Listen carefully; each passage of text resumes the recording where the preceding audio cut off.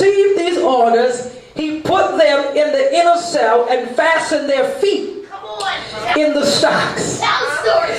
And about midnight, Paul and Silas were praying and singing hymns to God. And the other prisoners were listening to them. And suddenly, an earthquake hit the foundation of the prisons, was shaking, and at once everyone's bands were loose.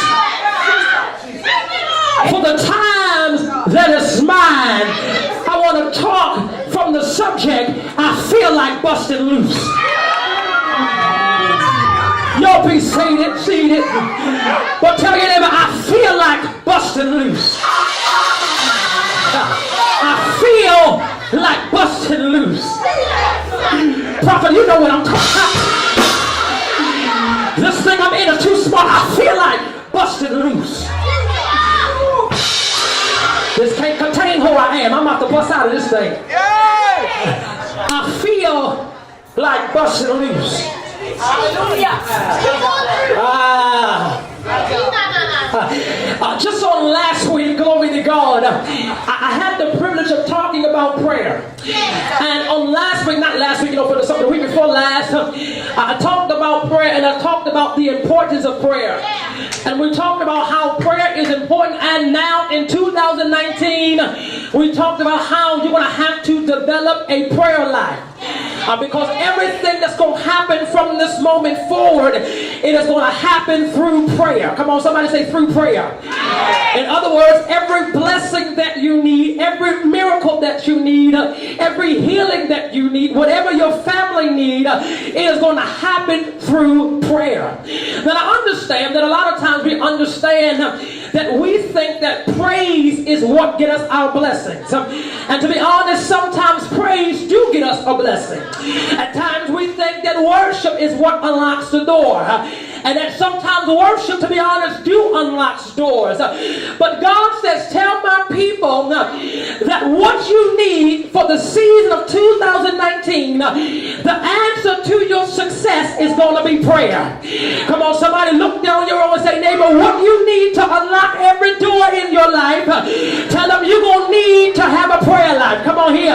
Look down the other side and say, neighbor, God ain't just looking at your tears, but he want to hear what's coming out of your mouth. Come on here. God want to hear the sound that is going to come out of your mouth. I told us last week that the season is over for us going off of mama and daddy's prayer.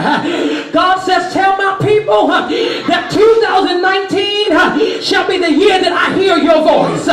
He says 2019, I want to hear what you have to say. The problem that we have as believers is we expect everybody to pray for us, but you don't want to pray for yourself. You got to get enough in you to say, I don't mind you praying for me, but this day forward I got to pray for myself. Because don't you know that everybody might not pray for you the same way you're going to pray for yourself. Because people will tell you, I'm going to pray for you, and they may forget. But you got to learn how to pray for yourself like you know there's power on the inside. I dare you for a moment, look at somebody and say, neighbor, when I pray for real, till them things really do start shifting. When I start to pray for real, God start changing things around me. When I start praying for real, God start changing my situations. He start changing my money. He start changing my family. Tell them be careful when I pray, because I get results quicker than I expect. In fact, right now you're sitting by a dangerous prayer warrior. In fact, right now you're sitting by somebody that do not know what they carry. I wish I could preach in this place. Right now you're sitting by somebody who has a prayer life that can get things loose. Right now you're sitting by somebody that if they open up their mouth, they will begin to shift the region. You're sitting by somebody that is dangerous. You're sitting by somebody that is a threat towards hell. You're sitting by somebody that the devil is mad at because he knows if they ever tap into, I feel like preaching this morning, if they ever tap anointed, then things are going to begin to shift. Tell somebody, be careful sitting next to me. The Bible says that what happened was that they were on their way into a place of prayer.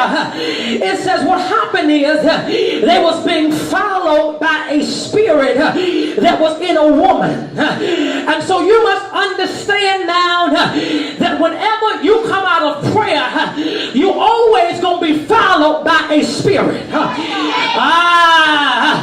That is because a spirit wants to test you to see if you really believe what you've been praying. Can I break that down some more? Don't you know even Jesus, even after Jesus came from fasting and praying, Jesus was tempted. And so the Bible said that after they came from prayer, that they were being followed by a spirit. And the spirit comes along. The spirit's job is to attack what you have been praying for. And the spirit comes to attack your prayer life. And so what I'm saying is you must understand that when you up your prayer life comes a greater level of attack. And I know we don't want to talk about that, but you must understand that the more deeper you go in God, the more, come on here, the more the devil gets mad. The more you read your word, is the more the devil get upset. And for a few of y'all here, the devil is already mad at you anyway,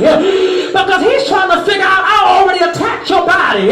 Why are you shouting the way you shout? I already been fooling with your money, but you got a nerve to get in the offering line. I've been already messing with your school tuition, but you still got mad. Come on here. You still can say, God, I trust you. The devil don't understand why is it I've been putting you through hell, but you still manage to lift up your hands and say, Lord, I thank you. The reason why you can do that is because my praise is not predicated on my situation. Can I stop right here? What I'm going through does not determine my praise. My situation does not determine my worship. But I wish I had somebody in here that can say, I can be going through hell, but I must still give God praise. The pressure can be hard, but I must still give him glory. Even if I'm in fire, I must still say, Lord, I thank you. For the Bible said that after you are suffering a little while, I will establish you. I will make you perfect. Somebody say, hold on. God got a plan.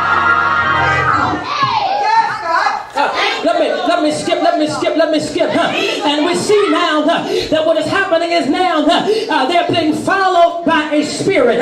The Bible says what happened is that while they've been followed by a spirit, the Bible said, Elder, what Paul do is, Paul tells her, he said, listen here. He said, I want you to stop following me. But this particular lady, she worked for a king. And so as we know in the Bible, this particular lady, the king is upset with her now because what happens is, Jeremiah, that Paul gets irritated with her, and Paul says, come out, you unclean spirit. And the Bible says when Paul says, come out, you unclean spirit, the Bible says immediately the spirit that was on the inside of this woman, it left out of her. Now let's look at the backdrop of the text, because I told you that this woman, she belongs to a owner.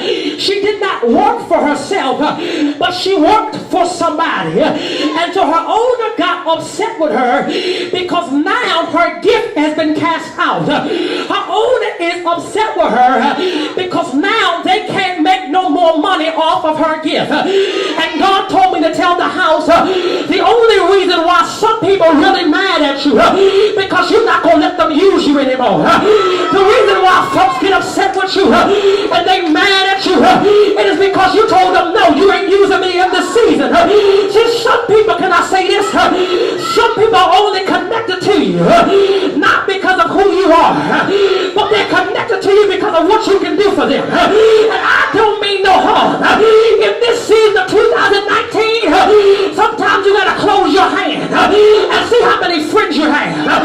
Because there's a lot of people that's connected when you're giving. There's a lot of people that's connected when you're doing. But when you stop doing for them,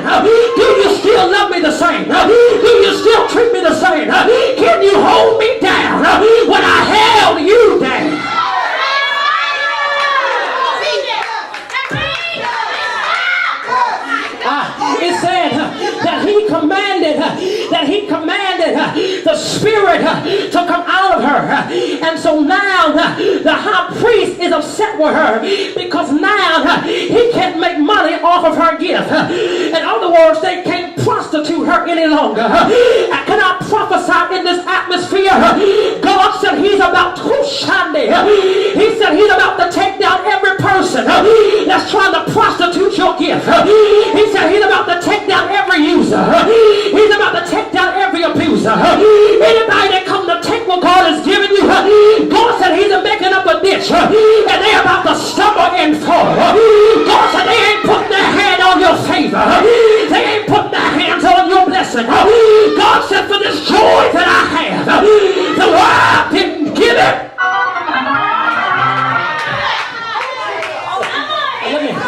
Let me get you there. And it says that what happens is that now what happens is that they are very upset with Paul and Silas. Oh, I promise you I'm going to preach, we're going to move. They are upset with Paul and Silas because now they can't make money off of her no more. Now she's no good to them anymore. Now she can't make money. She holds no value. Remember, she had value when she was benefiting them. She had value when she was some good use. So the Bible says what happens is in the text now, the Bible says what happens is they ordered for Paul and Silas to be now taken into the prison. Come on, somebody say they're now in prison. The Bible says now what is happening is now Paul and Silas, they're now being taken into prison. The reason why the king ordered them to go into prison is because I told you that they stopped their money. So the Bible said that while Paul and Silas is in prison, what the prison guard did was they made a declaration that these two young men, they said, I need you to hold them down with maximum security. They said, I want you to lock these two young brothers down. I don't want you to let them get free. He says, hold them in this prison. Now, the part of the scripture, it puzzled me, prophetess, because what I'm trying to understand is, if they're already put in prison, why is it that now you have to bind them? If they're already being locked down, why is it that you have to put an extra hold on them? What is it about them that you have to lock them in and you have to hold them together? The reason why they have to lock them in and they have to hold them together, it is because they understood who they were. And can I tell you that the reason why the devil has to do extra towards you, because he really knows who you are. He really knows what you carry. And if I can be honest about it, a lot of people that you're sitting around right now, they have no idea of who you are. Can I prove it for you real quick? I told you that even when the Pharisees woman, she was going to see Jesus at the table, the Bible said that when she walked to Jesus, the Bible says Jesus told her, you can go, you are free from your sins. The Bible says what they said was, Pastor, the Bible says that they asked around the table, they said, who is this God that is setting people free? In other words, they were sitting at the table with Jesus, but they had no idea who he was. God said, there's some people that's sitting next to you. There's some people in your family. There's some people on your job. There's some people in your household. There's some people in your crew. They hang with you, but they really don't know who you are.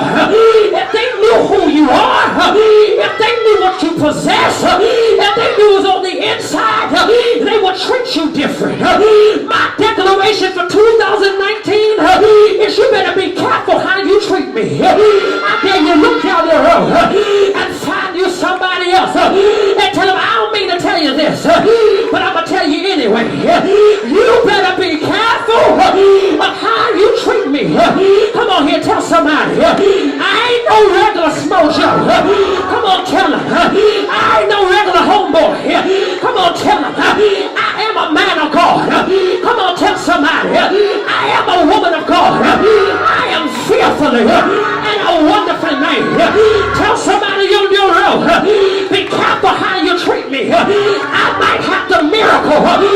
that you need. I might have the blessing that you need. You better not walk past me and don't speak. You don't know what I carry. You better not walk past me and mug me. You don't know the favor on my life. My shadow might just bless you. My shadow might just heal you. You don't you be careful how you treat me. I'm a child of God. For there's something on the inside. For the Bible declares, for there is a treasure that is hidden on the inside of this earthen vessel. Can I pause for a minute? Tell somebody the reason why I didn't die is because there's a treasure on the inside of me. The reason why I didn't give up is because there's a treasure on the inside of me. The reason why I'm going through pressure and I keep on moving is because there's a treasure that is inside of me. The reason why I keep on going because there's a treasure on the inside of me, and greater is he that is on the inside. Come on, anybody here? Come on, I said greater is he that is on the inside than he that is in the world. Tell somebody that there is a greater one that's on the inside. You're making me preach early. So the Bible said that Paul and Silas, that now they're in the prison. I'm under the glory. That's Paul and Silas, that now in the prison. The Bible said while they're in the prison, the Bible said the guards, they're now keeping watch on them. They're watching them because they know they're dangerous. Now you gotta watch this. Don't you remember in the beginning of the text that how they casted out the demon? They did not use their hands. Oh, can I talk the text? Can you remember in the text when they casted out the demon? They did not use their feet, but what they used was the sound in their mouth. The reason why they used their mouth, and you must understand this, because the power of life and death, it is not in your hands. I wish I could preach. The power of life and death, it is not even in my feet. The power of life and death, it is not in your shout. But don't you know that the power of life and death is in your mouth, is in the power of the tongue. The devil may bind your hands, he may bind your feet, but as long as I got a mouth, I will lift up my eyes towards the hills. I will open up my mouth. What did David say? I will bless the Lord at all times, and his praise shall continue to be where? In my mouth. In my mouth. I will open